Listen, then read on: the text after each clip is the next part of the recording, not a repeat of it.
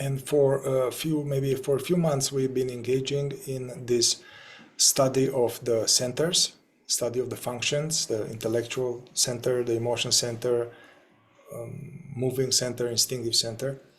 And we covered already the instinctive center and the moving center, and I can share this with you, Randy. And today we are going to talk and share from the perspective of the fourth way on the topic of the emotional center, how it operates when we are asleep, and how it's meant to operate if we were more conscious. We are going to also talk about the subdivision of centers and what they are for, subdivision of the emotion center, and also how to use this knowledge all this knowledge is about the work. Don't take it as just something very cool and interesting like the human design or astrology or things like that.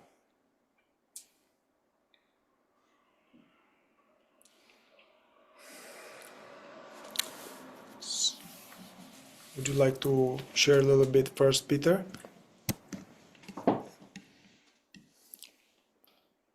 More on general lines about the emotion center.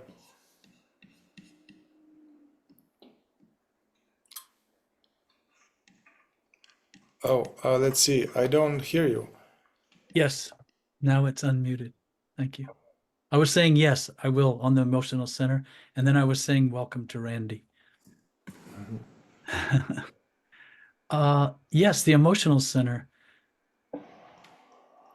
As with the other centers, it has three general parts, and these three general parts, the moving part, the emotional part, and the intellectual part, can be distinguished in terms of how they operate with attention, and that the moving part, as with the other centers, operates with little or no attention. For example, when we are just chit-chatting with people, often, hi, how you doing? Giggling, nice day. How you doing? Take care, have a good one. All these sort of emotional exchanges, which are very healthy and human, they just happen to us automatically. It's how we've learned to interact with other people emotionally in a simple way.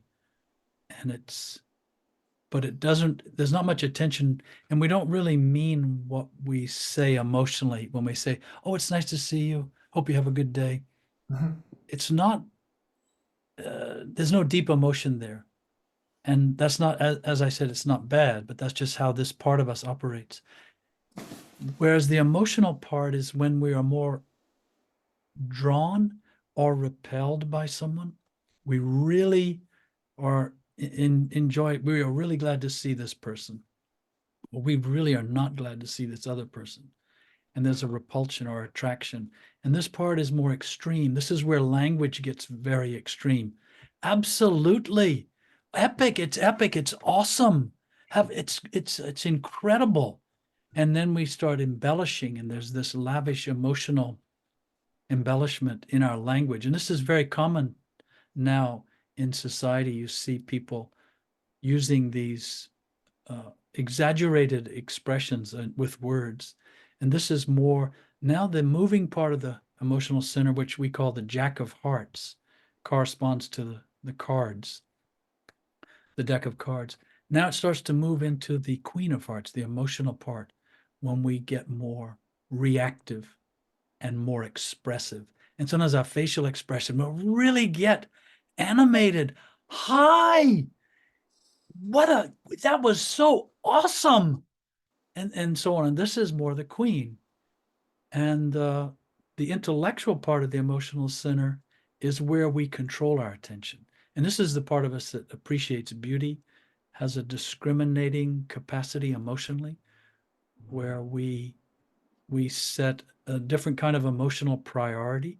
Our moving part of our emotional center doesn't have much priority. It sort of says hello to everybody and treats everybody kind of the same. although that's not true. But you can notice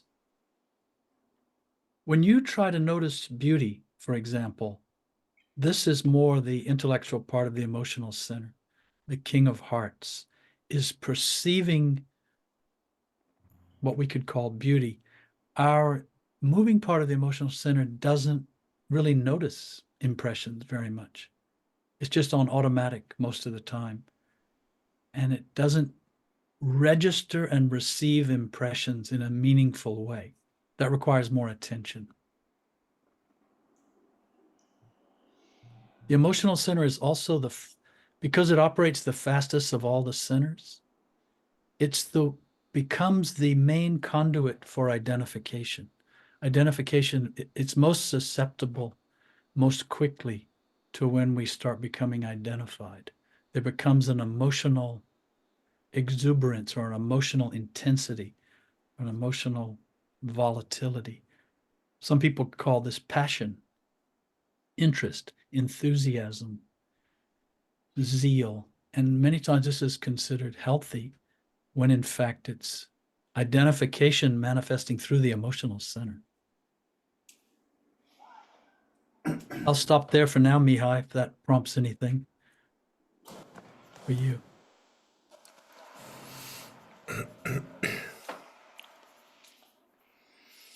In the fourth way, the idea, the knowledge is that if it were to work correctly with self-consciousness, with presence, the emotion center is a wonderful organ of perception. We are sensing, intuitively sensing with the heart. These words are not precise, but I'm giving more information here. We are feeling, you are coming to a room where there was a family and they are quiet, but you are feeling that there's something in the room. They might have had an argument. We don't know they had an argument, but we feel that energy in the room in terms of emotional quality. Or when a emotion center works in how it's meant to be in relation to people, it's a organ of perception, sensing them, sensing their intentions, sensing if they are trustworthy, sensing if they are reliable, sensing if I can count on them, sensing if they are lying to me, they are playing me. Now, of course, we can have all kind of paranoia and imaginings around that, especially if we are more unconscious and we had bad experience with people, as we all of us have. But when the emotion center operates with more, and there's more presence online, then we have this more like a clean X-ray of something. However, as they said in the fourth way, we don't start with a clean machine. We're starting the work with this body mind that has been working unconsciously for a long time, and there's a lot of wrong habits. Wrong habits meaning that habits that are happening mechanically, unconsciously, due to various influences, with lack of self-consciousness, where we practice for a long time all kind of ways of relating with ourselves or others or the world. Therefore, when we start working this, and for quite some time, we are dealing with the aftermath of this sleep affecting all our functions. And one quality of this sleep that affects the emotion center is that emotion center, instead of being such a vibrant, sensing people or being touched by beauty, appreciating colors, appreciating music, appreciating theater, appreciating connection with someone, feeling them, feeling what they feel, feeling ourselves be impacted by what they feel. But all of this while there's the master home, there's a sense of aware presence being there. So instead of having that, our emotion center is operating well below its capacity through judgments, judging others on different bases, judging of irrationally, judging how they look, judging how they dress, judging how they think, judging their energy, gossiping. Oh, this is juicy, you know, judging and gossip, it's juicy. There's this emotional juice. Talking about people when they are not there in a certain way that we wouldn't talk if they were there. That's gossip. Getting into their problems, what's wrong with them, and how we are basically better. We don't say that, but I used to, with my partner, we are doing this exercise, observing this kind of stuff, and whenever we will catch ourselves talking about people, also the spiritual ego can be subtle and talk using deep spirituality about talking about the people, and we will photograph each other in a humorous way. We'll say, yeah, we are so much better than them. We are so much better than them. And then that was a comical photograph to each other that, hey man, we are just now talking shit about other people. But that's what's underneath. It's some kind of getting some superiority juice. But a big part of unconscious operating of the emotion center, which leaks our energy we need for awakening or just for good life, is for this constant production of what is called negative emotions. Constantly having this frustration, irritation, impatience,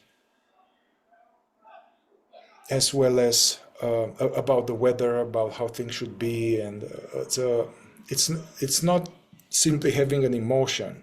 It's natural to have sadness, to have anger, to have grief, to have some type of fear. But negative emotion, it's a whole production, and we have done videos only focused on that. But there, our emotion center works below its level due to being caught in this setting of there's just some people kind of arguing and shouting outside. They are expressing negative emotions.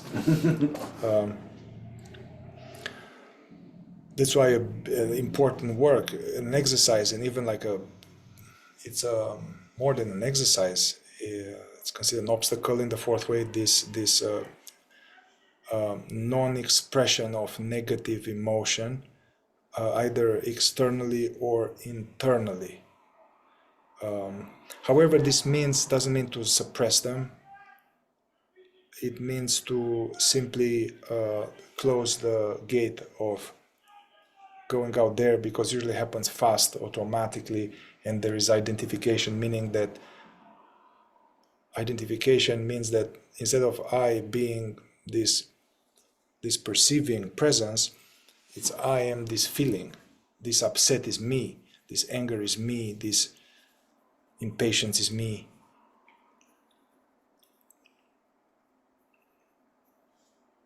And so it's not about not having emotion, but this is a part of a preliminary work to shut the gates of this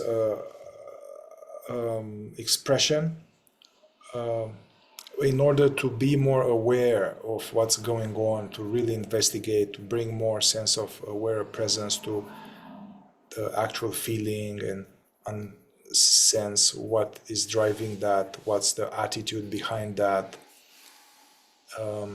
And in this way, this non-expression of negative emotion becomes as a preliminary step towards transmuting that energy that usually reinforces this sense of me as a separate person, me as an ego. It transmutes it into being the witness of this reactivity, and then it transmutes into more heightened sense of being aware.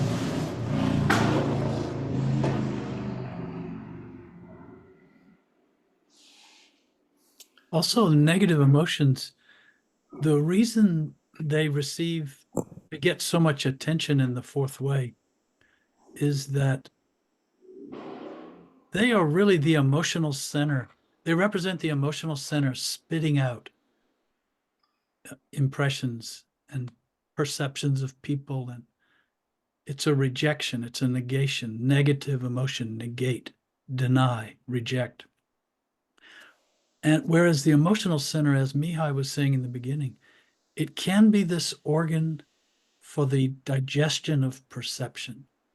And that means receiving things coming into this organ, this emotional center, and being felt emotionally. What happens is usually things happen and they start to touch our emotional center. And often because they're also touching the instinctive center at the same time, there's a rejection, there's a pushback, there's no, I don't like that. There's a like, but that's what it says. I don't like that. I don't want that. I don't approve of that. No. And it's now what started as an instinctive irritation, impulse, or becomes an emotional attitude, an emotional feeling.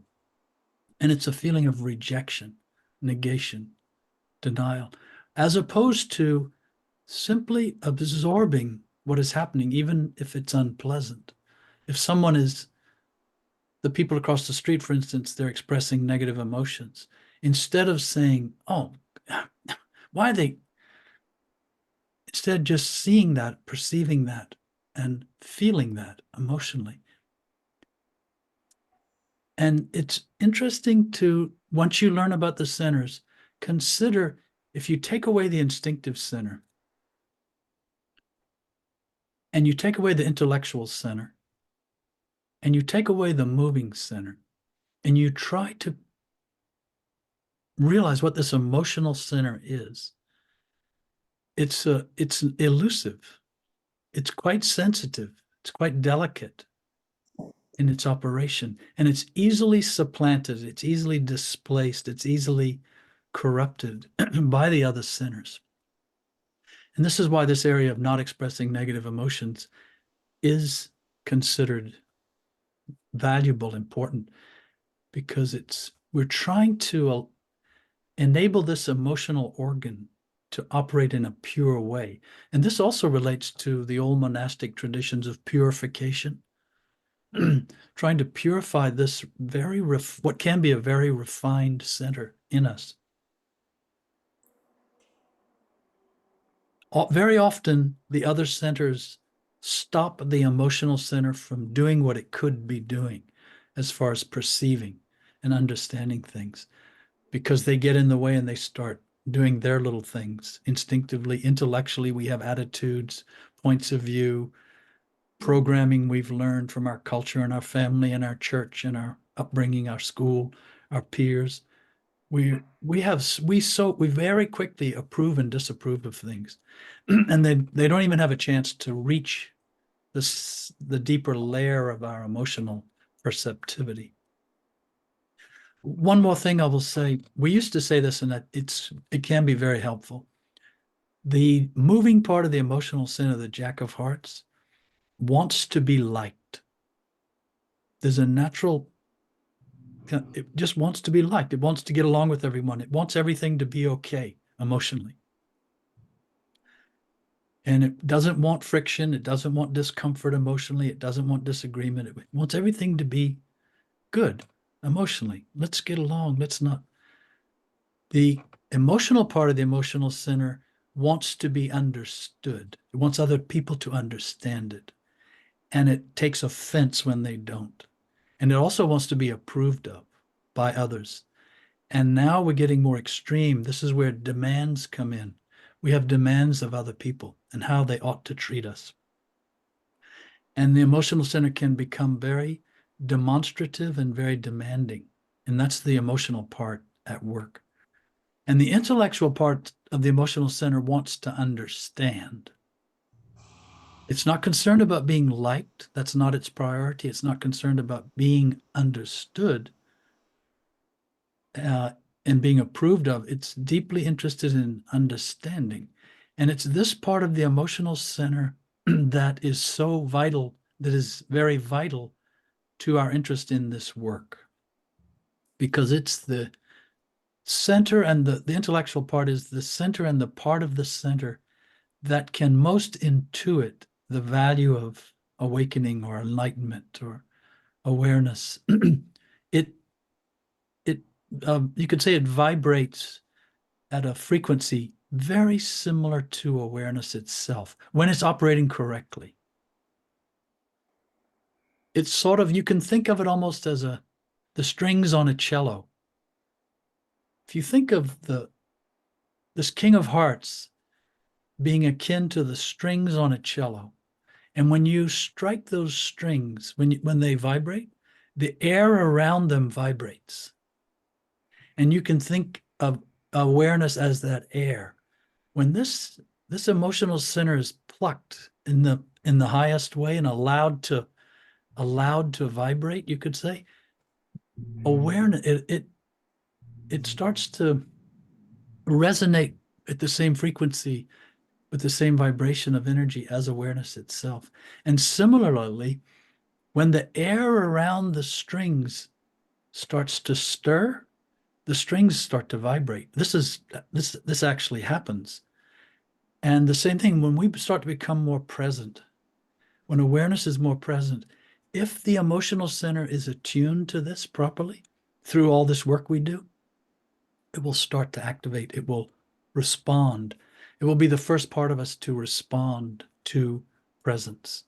And this is where there comes in this affectionate awareness, this appreciation of life. And this is the part of us that appreciates deeply people, beauty, creation, life itself, and wants to understand all of this in a larger way. And in a way, it hungers for the depth of perception that awareness has. It can never have that to the same extent, but it hungers for it.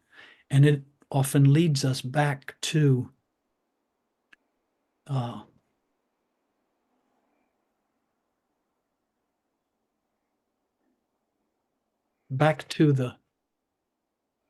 retreat to presence. But just to reiterate, it's very helpful to think the Jack of Hearts wants to be liked. It wants everything to be friction-free emotionally. The emotional part wants to be understood and insists and demands and requires that other people understand it and meet its terms and meet its needs. And the intellectual part, the King of Hearts, wants to understand and is willing to do what it takes to deepen its understanding.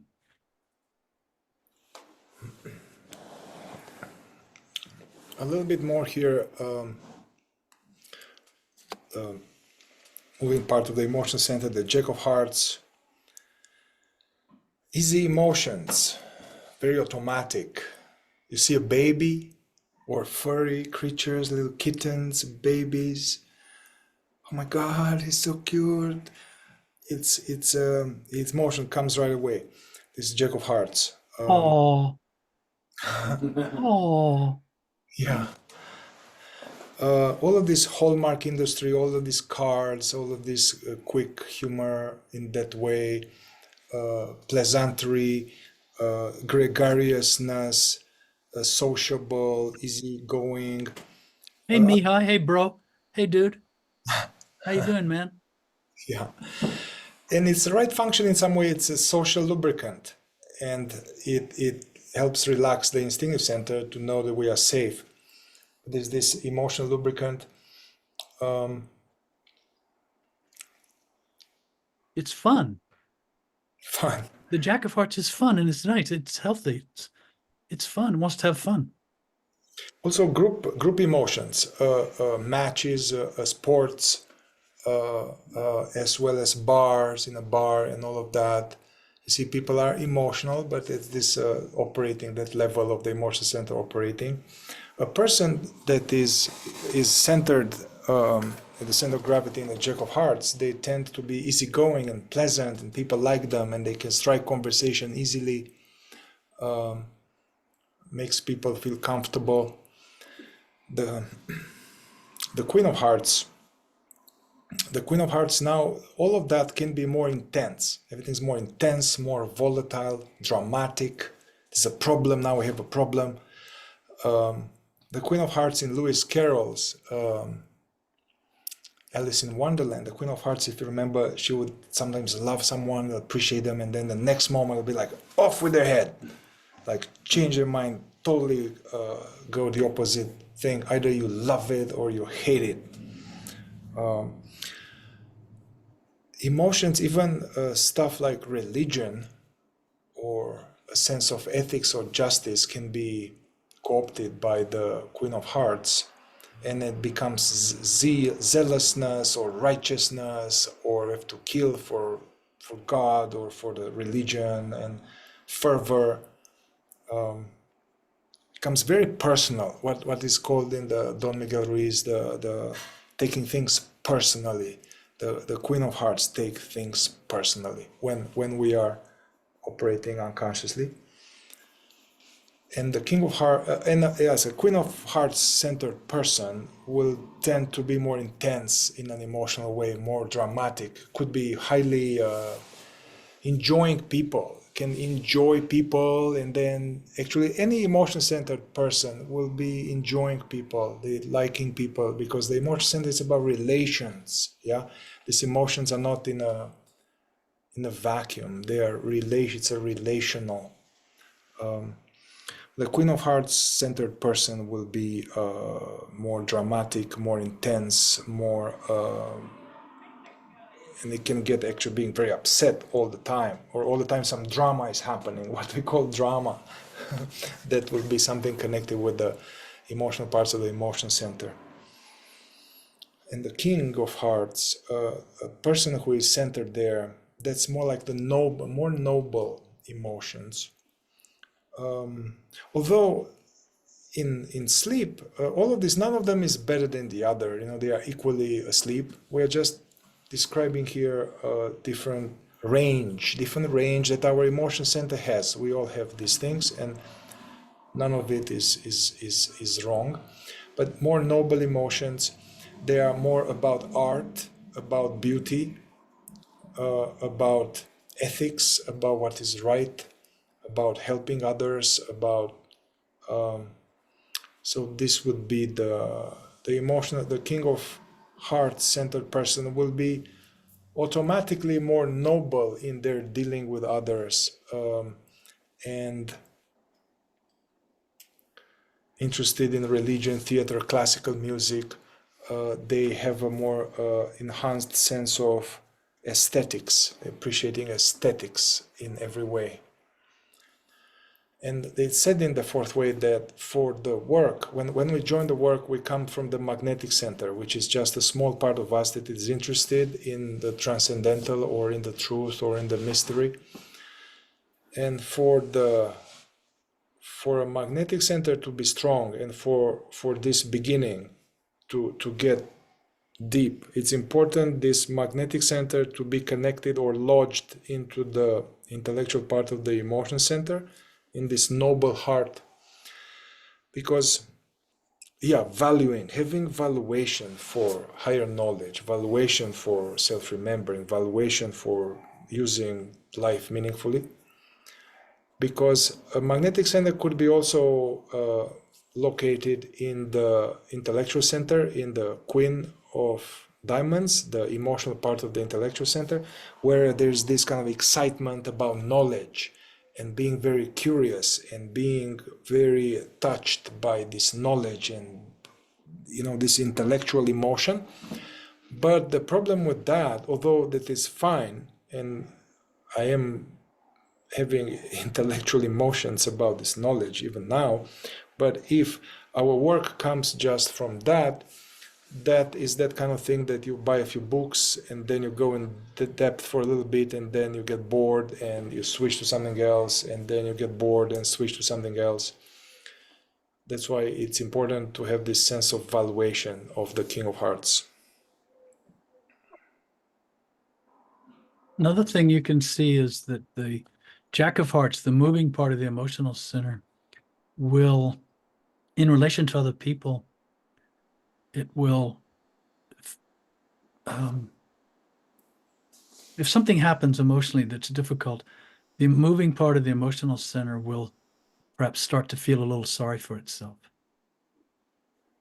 The emotional part will blame other people. It will start to accuse and criticize and blame. And the intellectual part will be the part that is most commonly associated with the idea of forgiveness. It's willing because it goes back to wanting to understand. It understands, yes, you were upset. You said that to me. I know it was a difficult moment. You called me a jerk or whatever, but I understand. That's the King of Hearts. I understand. I've done that too. I get it. And it's okay. We can still be friends. Whereas for the Queen of Hearts, you know the expression, not you know, there's the expression, I'll forgive you, but I'll never forget. This queen, it holds on forever. And what will happen is you'll say to someone, everything's fine, that's okay. And then an hour later or a day later, they'll do something. And the Queen of Hearts has kept that episode in its back pocket for future use. And it will bring it out as an emotional weapon. And it will accuse and blame and criticize the other person. It will then express the negativity an hour or a day later. It may not have done it in the time when it happened, but it will store it. And this emotional part of our emotional center is the one that attacks really and weaponizes emotion in relation to other people.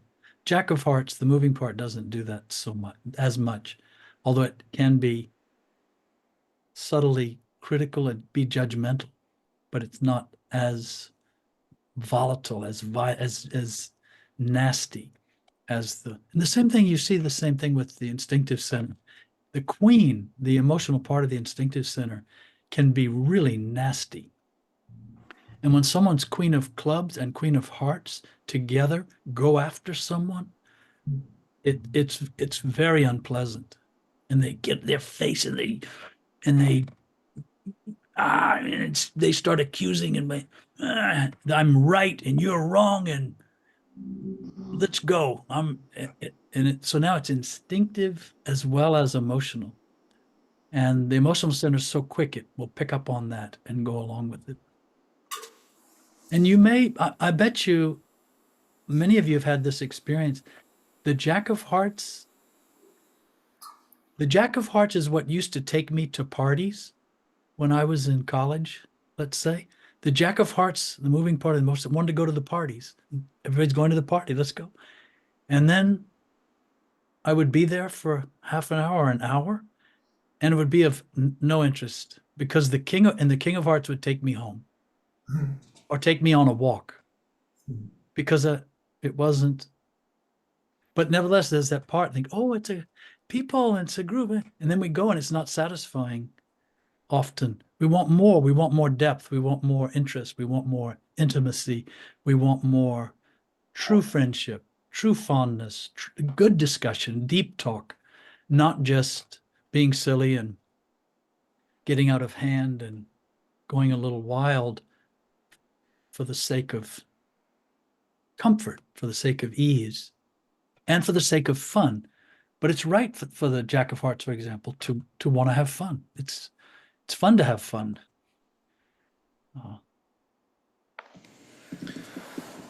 But for us, this is fun. Because our King of Hearts is being fed also through this activity of us talking about these things. And it's rich, it's rewarding. It's the King of Hearts idea of fun. And the King of Diamonds idea of fun. Although this talk is more primarily for going a little bit more breaking down the emotion center, I want to talk very zoomed out about the wrong work or what can go wrong with the emotion center. And there are various types of manifestations that can happen, and we can share in some or all of them. So one thing that usually goes wrong is that, first of all, this production of negative emotion, which is some kind of displeasure, some reactivity that is an embroidery of instinctive center energy, together with some taking things personally, together with faulty attitude. The weather shouldn't be like this, people shouldn't be like this. And then this becomes, so this production and expression of negative emotions, which can only happen as we are identified in a low level of consciousness. This is one wrong work. Another wrong work is that we are, part of the first I said first is that now we are sucked into the emotion. Basically, the emotion center becomes me. That's one problem. Other problem or wrong work is that we are suppressing or repressing our emotions. And this is a very long conversation. I'm not going to go into it, but it's connected with childhood conditioning and various ways in which we inherited some patterns of not feeling safe or not allowed to feel and show regular emotions of sadness, anger, fear, happiness, joy, enthusiasm. Then there is a way of this are pushed down, and then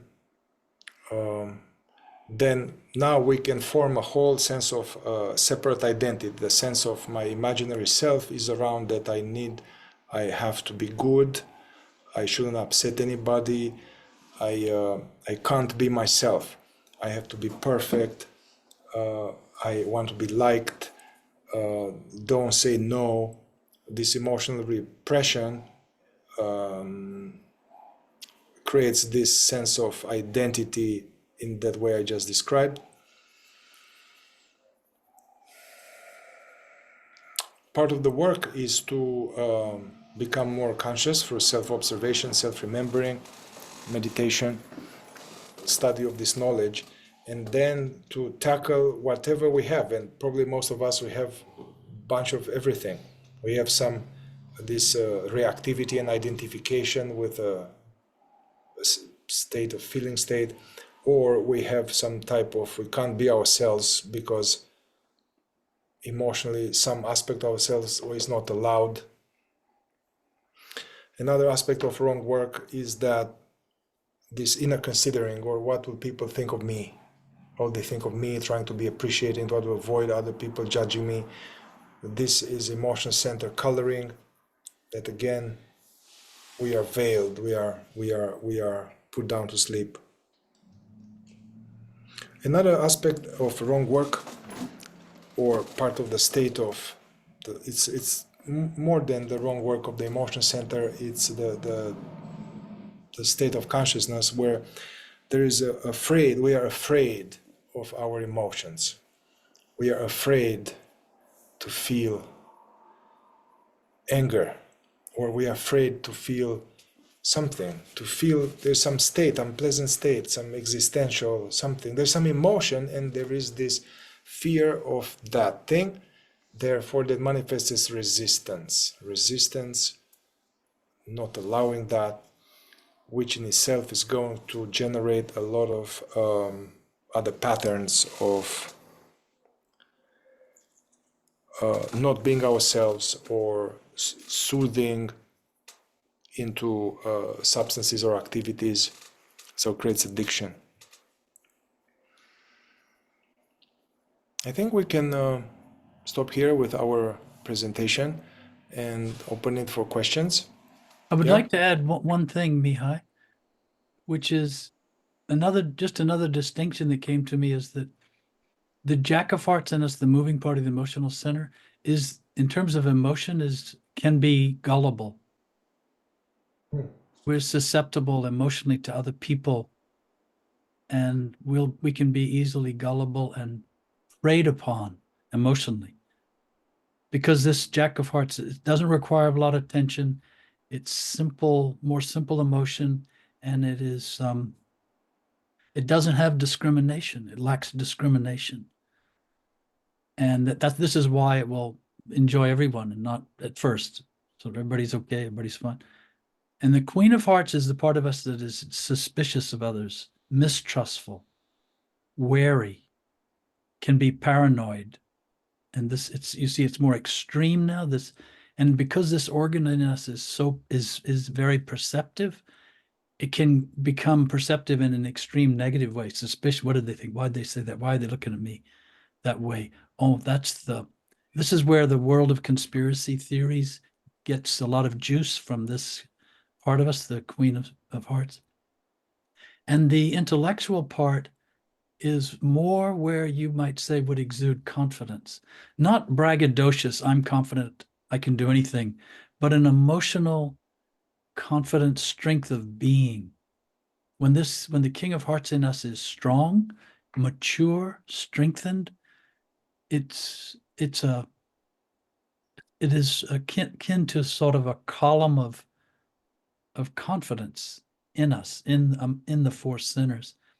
And in many ways, it has something about it, a mass about it, its emotional being that is different than the intellectual center, which is just knowing things, knowing about things. And it's not physical strength as in the instinctive center. It's a characteristic of essence that can become stronger, because these centers are essence, physical essence, as well as our personality takes shape in and around these centers. But their framework, you could say, their context is essence. The content, the things they get filled with, that's all personality. But it's true for all centers. And the emotional center, we have personality manifest through the emotional center, but it's also essence. And you feel this in the king, the confidence. And isn't it interesting? Sometimes you can feel confident emotionally, and then an hour later you don't. You feel gullible, or you feel suspicious and paranoid. Why? Because you have gone into another part of that center, and you don't realize it.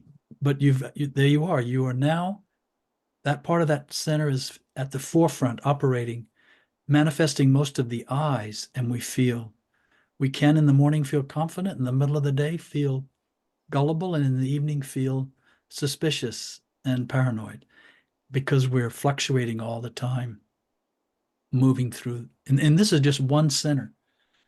Meanwhile, all the other centers are operating in collusion with this center too. Thank you, Mihai. Yeah. And I wanted to acknowledge or notice for us here in this room, as I turn off the air conditioning to have less noise, and so we can notice it's hot. And that's the emotional part of the instinctive center. It's hot, but it can easily get now unpleasant emotionally, and often in a low state of consciousness, the instinctive center, the emotional center get linked together. And when we're hungry, then we are irritable, or when we are sleepy, we are irritable. There's even in regular language this being hangry. Let's take a 5-minute break, and I will turn on the air conditioning. And remember the indoor exercise, being present to moving and all right.